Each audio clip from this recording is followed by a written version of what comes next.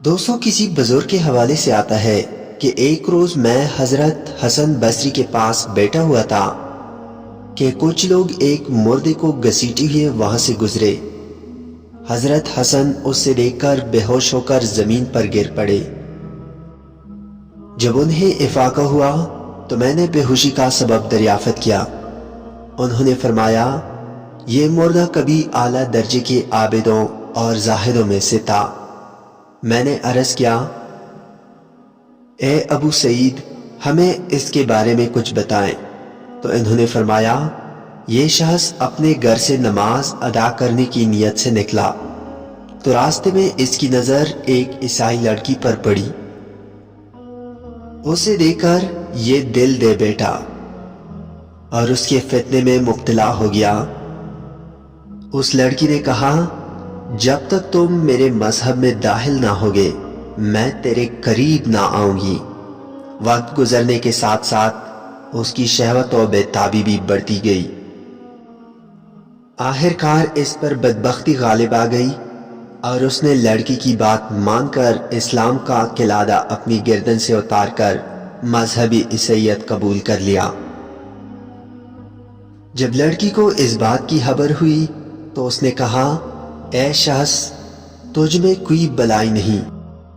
تو نے گھٹیا شہوت کے لیے اپنا وہ دین چھوڑ دیا جس پر تو نے اپنی پوری زندگی گزاری تھی، مگر میں اللہ سبحانہ و تعالیٰ کی ابدی نعمتوں کے حصول کے لیے عیسائیت چھوڑ کر دامن اسلام میں آباد ہو رہی ہوں۔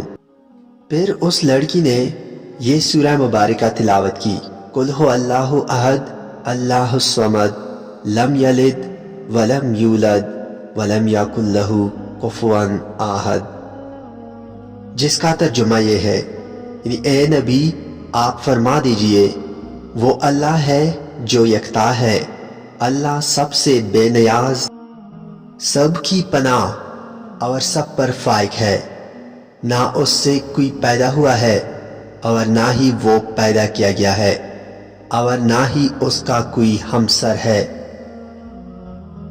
لوگوں کو اس لڑکی کے منہ سے قرآن سن کر بڑی حیرت ہوئی۔ اس سے پوچھا گیا، کیا تم نے یہ سورہ پہلے سے یاد کر رکھا تھا؟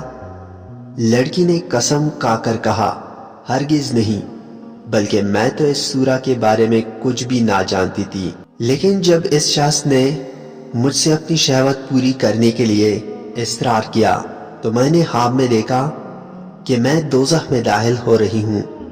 اتنے میں اچانک اس شخص کو میری جگہ جہنم میں ڈال دیا گیا۔ یہ خواب دیکھنے کے بعد میں بے حد خوفزدہ ہوئی تو حضرت مالک علیہ السلام نے مجھ سے فرمایا، ڈرو مت، اللہ تعالیٰ نے اس شخص کو تمہارا فدیہ بنا دیا ہے۔ پھر کسی نے میرا ہاتھ پکڑا اور مجھے جنت میں داخل کر دیا۔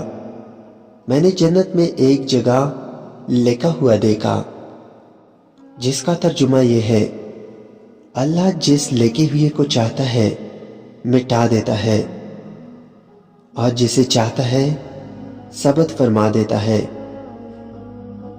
اور اسی کے پاس اصل کتاب لوح محفوظ ہے۔